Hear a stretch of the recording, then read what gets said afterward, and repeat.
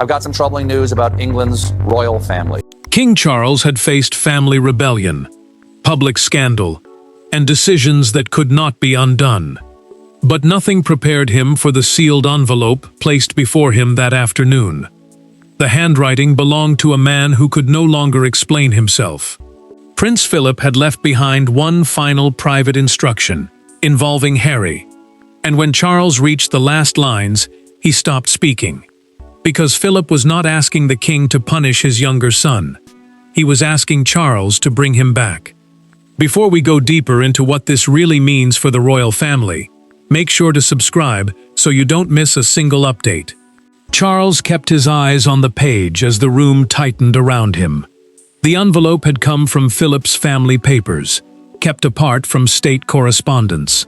Unlike an official royal command, it carried emotional weight rather than constitutional force. That distinction mattered. The king could ignore it. But he could not pretend it meant nothing. Across from him, a palace aide waited while Charles read the final paragraph again. Philip's instruction was simple. Before a permanent break with Harry, father and son were to meet, without advisors, press officers, lawyers, or spouses in the room. Charles lowered the pages but did not speak. The request cut through years of anger because it forced him to separate Harry the son from Harry the source of royal turmoil. Whatever damage had been done, Philip had wanted one final conversation before the family allowed duty and resentment to close the door forever. The timing made the message harder to dismiss. Philip had written it long before the family's divisions reached their deepest point, which meant the late Duke had feared this fracture before others were willing to name it. A documented account, prepared by the aide who witnessed the opening, recorded that Charles looked back at the first page after finishing the last, then asked how long the envelope had remained sealed. When he learned the answer, he placed it beside him instead of handing it back. "No one leaves with this," he said. William received word soon afterward that the private instruction concerned Harry. His reaction was controlled, but the tension was clear. The future king understood what another meeting could reopen. Old accusations, old wounds, and risks to a monarchy strained by family conflict. Yet Charles was now facing something stronger than strategy. His father's wish had placed memory against caution, love against duty, and Harry against everything William believed had to be protected. But the greatest shock was not what Philip had asked Charles to do. It was what fulfilling that wish could force William, Harry, and the king himself to confront. The envelope had only contained a few pages, yet it suddenly placed three men on opposite sides of the same wound. Charles carried the burden of a father. William carried the burden of a future king. Harry carried years of anger, distance, and unanswered hurt. Philip's final wish now pulled all three back toward something they had spent years avoiding. Not protocol, not titles, not reputation, but the possibility that beneath everything that had happened, they were still a family. Charles understood the danger immediately. As sovereign, he had to think about stability, trust, and the damage another public rupture could cause.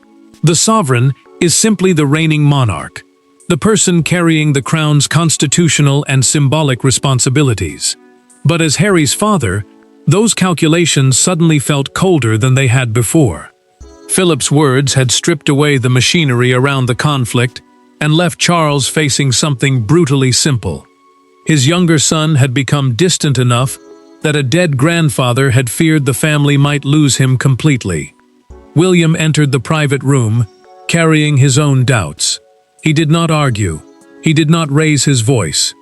The prince listened as Charles explained the second part of Philip's message, then asked whether his grandfather could possibly have known how much would happen after those pages were sealed. Years of broken trust mattered to William, because reopening the door without limits could reopen accusations, resentment, and pressure that had already wounded the family. Yet Philip had demanded none of the things William feared most. Harry, meanwhile, received word through a private documented communication that a sealed message from his grandfather specifically mentioned him. He did not celebrate. He went quiet. Philip had not asked for titles to be restored, money to be returned, duties to be reinstated, or royal status to be rebuilt. He had asked for something far more personal. Harry must never be denied one final chance to speak as a son and brother before separation became permanent. That distinction hit him harder than any promise of privilege could have done. Charles read that passage again and finally saw a narrow path through the crisis. Reconciliation did not have to mean reversing every institutional decision. It did not require surrender, restoration, or pretending the past had never happened. It could mean one conversation, one room, one chance to speak without lawyers, advisors, spouses, or palace machinery controlling the words. William stood across from his father and asked the question neither man wanted to hear. Are you reading this as his son or as the king? Charles did not answer immediately, because Philip's message had made those two identities impossible to separate. And to understand why Philip had anticipated this exact collision, the family would have to return to one conversation years earlier, the moment that convinced him Harry could one day disappear completely. Long before the sealed envelope was opened, Philip had already witnessed the moment that frightened him. It was not a constitutional crisis or a public ceremony. It was a family conversation that ended too abruptly, with Harry leaving before anyone had said what needed to be said. Those present moved on. Philip did not. According to the private account at the heart of this dramatized story, that evening convinced him that royal silence could turn temporary anger into permanent exile. Philip had always believed duty required discipline, restraint, and the ability to endure discomfort without turning every wound into a public battle. But he also understood the danger of silence when it became avoidance. Royal duty meant service to the crown and country, but inside a family, it could not replace honest conversation forever. He had watched tension between Charles, William, and Harry deepen as personal arguments became tied to public roles, responsibilities, and the future shape of the monarchy. What worried him was not disagreement itself. It was the growing habit of leaving the most painful words unsaid. The breaking point came after a tense ceremonial weekend at Windsor. Harry had been sitting across from Charles, while William remained nearby, trying to keep the exchange controlled. The younger prince finally pushed back his chair and said nobody was listening to him. Charles tried to answer. Harry shook his head, stood, and walked out before Philip could persuade him to stay. The room fell quiet in a way the older man immediately understood. Anger had stopped being temporary. It had begun turning into distance. Philip stayed seated after Harry left. He tapped one finger against the table, then looked directly at Charles. Do not let anger make the decision for you. According to a private documented account of that evening, he later spoke to his son alone and warned that silence could protect dignity for one night while destroying a relationship over years. Charles dismissed the warning as another difficult family argument that would eventually cool. William also believed time might reduce the tension. Philip was the only one who seemed unconvinced. Charles remembered that conversation now with brutal clarity. The sealed pages in his hand were no longer simply the words of a father who had died. They were proof that Philip had begun preparing for this exact danger soon after that night. He had not written from sentiment. He had written from fear. William would eventually learn why the instruction had been addressed to Charles rather than to him. Philip believed only a father could make the first move without turning reconciliation into another struggle over succession, authority, or who had won. Years later, that warning had become an instruction, and when Charles finally told William exactly what Philip wanted, restraint gave way to confrontation. William did not challenge his father because he hated Harry. That would have been easier. He challenged him because love and trust were no longer the same thing. Inside a private room, with no aides positioned between them, Charles explained Philip's final wish. William listened without interrupting. Then came the sentence that changed the temperature completely. Honoring their grandfather, he argued, could not mean pretending the damage between the brothers had never happened. Charles answered with the calm of a man who had already made part of the decision. He intended to honor the spirit of Philip's request and offer Harry a private meeting. The king made one distinction clear. Reconciliation meant allowing a family conversation to happen, while royal reinstatement meant restoring formal roles, duties, privileges, or status within the monarchy. Those were not the same thing. William understood the difference, but he also knew how quickly a private gesture could become a public expectation. William's restraint finally cracked.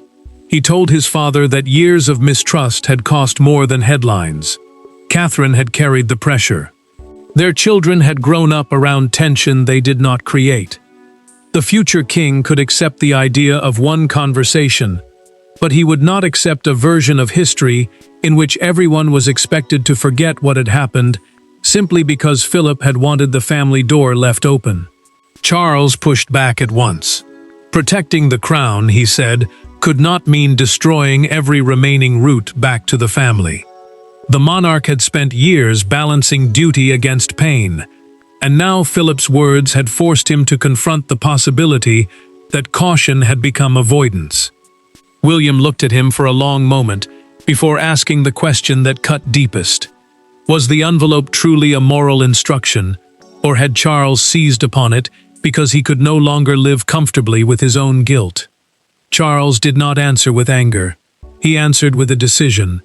Harry would be invited to meet him privately. There would be no automatic promise of titles, public duties, security arrangements, money, or restored royal standing. The meeting would be personal first and only. If anything beyond that was ever discussed, it would happen later and on separate terms. William stood as if the conversation had reached its end. Charles said his name once. The prince stopped at the door, one hand resting on the handle. He was afraid we would lose him completely, his father said. William did not turn immediately. When he finally did, his answer was measured. He would not block the meeting, but he would not join it either. Not yet. Charles and Harry would first have to prove that this could remain private, contained, and personal. William had yielded on the meeting, but another question now became unavoidable. Could Charles truly make this decision as a father when every consequence would still fall upon him as king? Royal families can hide behind procedure. Fathers cannot.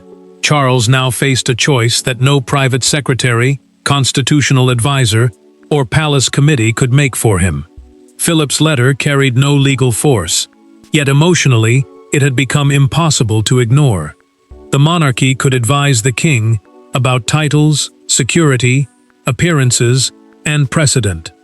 But the central demand in the envelope was painfully simple. Before Charles allowed estrangement to become permanent, he had to sit across from Harry and speak to him as his father.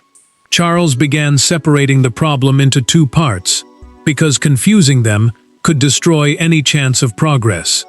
Personal reconciliation meant allowing Harry back into conversation with his family. An official royal relationship meant formal duties, titles, security arrangements, public representation, and responsibilities connected to the crown. Philip's private wish could influence the first. It could not automatically rewrite the second. That distinction gave the king room to move without pretending years of conflict had vanished overnight.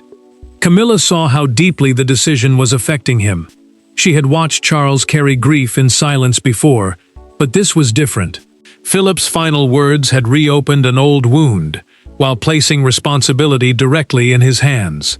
In a quiet exchange, the Queen told him that honoring his father did not require surrendering his responsibilities as sovereign. Charles listened, because that was exactly the balance tormenting him. He could act as a father without abandoning the duties of a king. Charles then gave the palace a narrow instruction. Harry's invitation would contain no promise of restored position, no announcement, and no ceremonial return. It would be a private meeting, and nothing more. Advisors immediately began preparing conditions around timing and privacy. But the king stopped them when discussion turned toward what he should say once Harry entered the room. The decision unsettled the aides. Charles refused a detailed briefing. He would accept logistical preparation, but no one would script the conversation. A briefing normally gives a royal figure prepared facts, risks, and suggested language before an important meeting. This time, the monarch wanted none of that shaping the emotional core of the encounter. If the meeting was supposed to fulfill Philip's wish, then the words had to belong to father and son. Charles waited until the advisors had gone. One sheet remained on the desk, the page carrying Philip's final request. He folded his glasses beside it, read the closing lines once more, and approved the invitation himself. The machinery of the palace had now done all it could. The next move belonged to Harry, and his response would reveal whether Philip's final request had arrived too late. Harry had prepared himself for rejection more times than he could count. What he had not prepared for was an invitation carrying the shadow of his grandfather. There was no promise of restored status, no ceremonial return, no negotiated victory. Instead, the message said Charles wanted to meet him privately because Philip had left one final request concerning their relationship.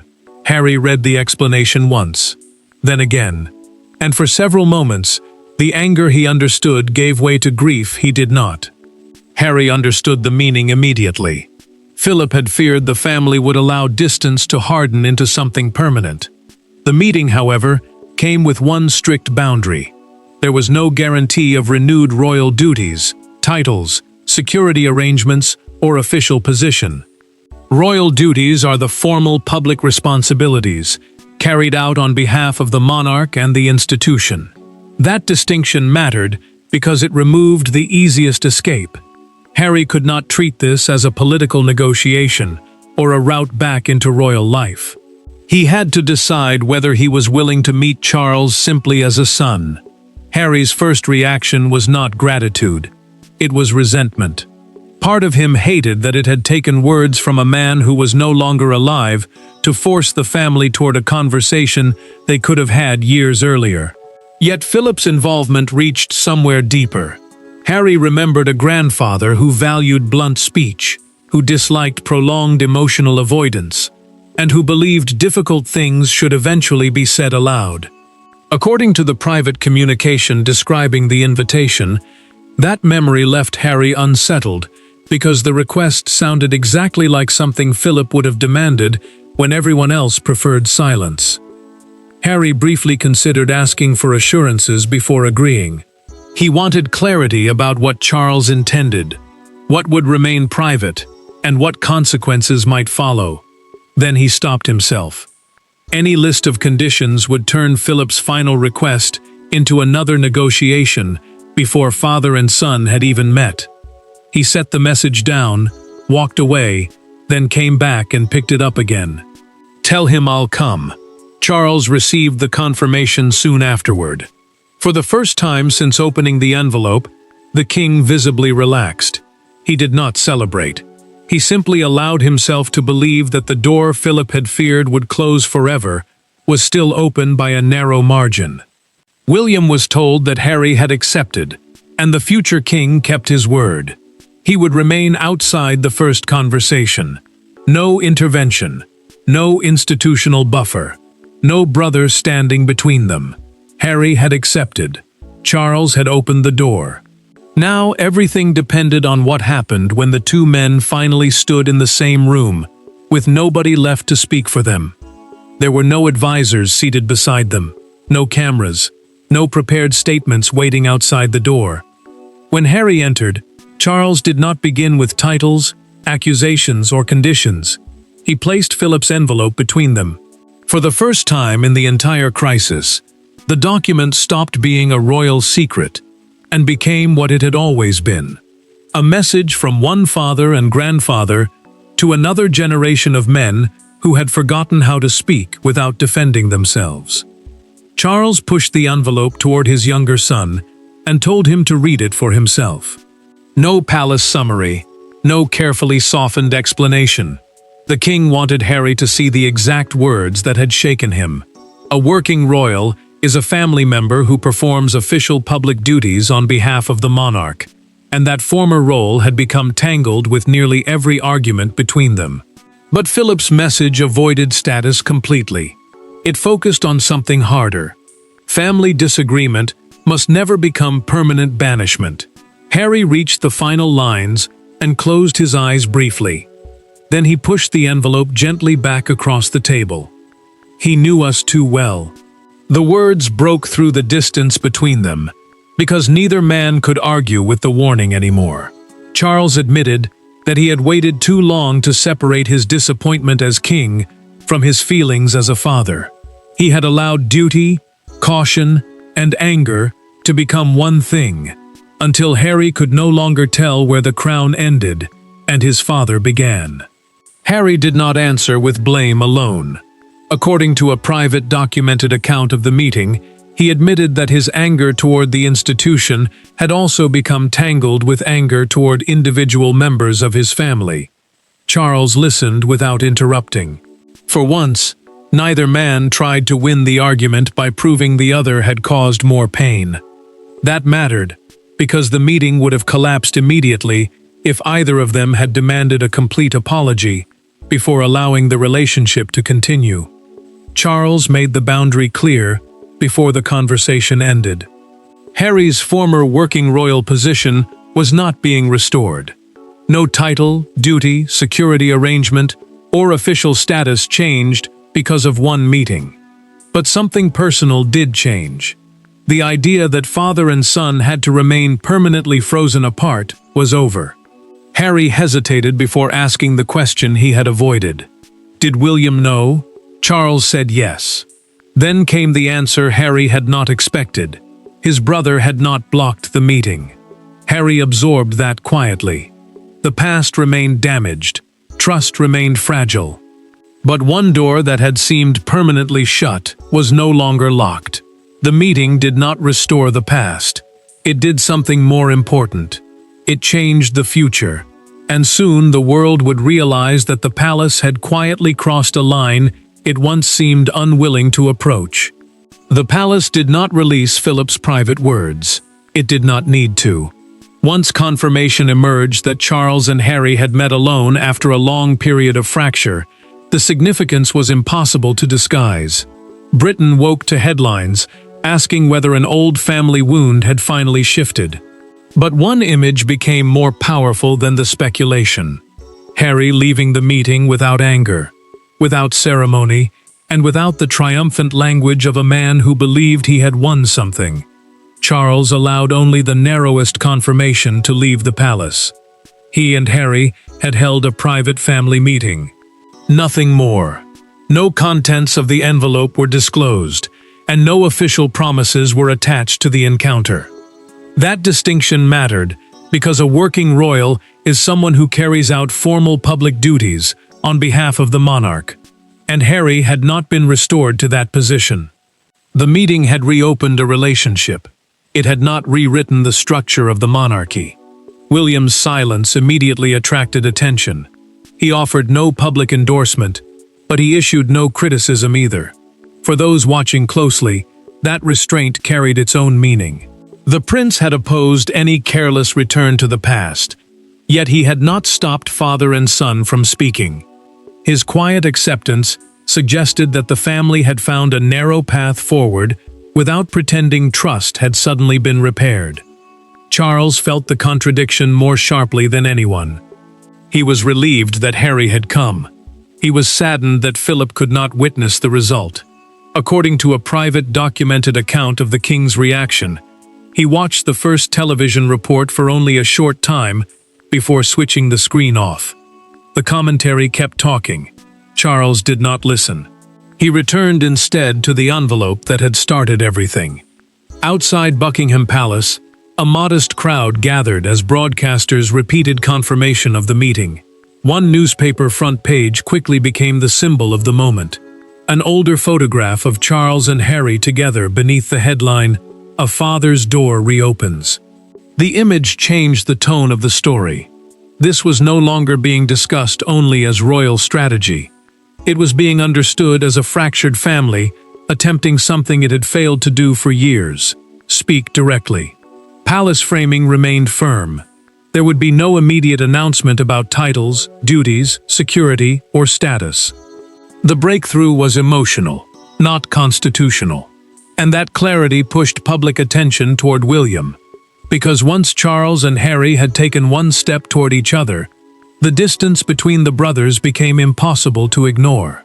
The public saw reconciliation beginning. Only the family understood the harder truth. Philip's final wish had not erased what happened. It had forced them to decide what they would do with what remained. In the end, Philip's sealed envelope did not overturn royal history. Harry did not simply return to the position he once held. William did not forget the wounds between them. Charles did not erase years of painful choices. Something quieter happened, and perhaps something harder. A family that had learned to communicate through statements, intermediaries, and silence finally accepted that estrangement could not be its permanent answer. Philip's final wish succeeded because it demanded no victory. It asked only that the door between father and son remain open. Charles now understood that the instruction had been fulfilled in its true meaning. Harry had been given direct access to his father without demanding that the monarchy restore everything he had lost. Royal roles are the formal duties, privileges, and responsibilities carried out on behalf of the crown, and those arrangements remained separate from the personal relationship being rebuilt. That separation mattered. It allowed father and son to move forward without pretending the past had vanished or turning reconciliation into another battle over status. Harry accepted the same reality. He understood that repairing family bonds would take time, and that personal contact could exist without automatically reopening every argument over position, security, or public duty. According to a private documented account of the family's final discussions, that acceptance changed the tone completely. Charles no longer felt that every conversation with his younger son had to become a negotiation. Harry no longer treated every boundary as proof that the family door was closed. William met his father afterward with none of the anger that had defined their earlier confrontation. The prince admitted that Philip had understood something important before the rest of them did. Boundaries could remain firm without becoming permanent emotional exile. Charles heard the words carefully. His elder son was not erasing the wounds between the brothers. He was simply accepting that distance did not have to become a lifetime sentence. Charles eventually returned to the envelope one final time. He placed Philip's pages inside their protective folder and called for the family custodian. A family archive is the secured collection where private royal papers and personal records are preserved for safekeeping. This time, the king's hand did not hesitate. He told the custodian to return the folder to secure family custody, then added quietly that the instruction had been carried out. Harry would retain a path to personal contact with his father and, slowly, with William. Previous official arrangements would remain unchanged unless considered separately. Nothing had been magically repaired, but permanent estrangement had ended. Philip's last wish did not command a crown, restore a title, or erase a betrayal. It accomplished something far more personal. It reminded a king that before Harry was ever a royal problem to solve, he was his son. And Charles finally chose not to lose him. Thanks for watching. Please don't forget to like and subscribe, and we will see you in next one.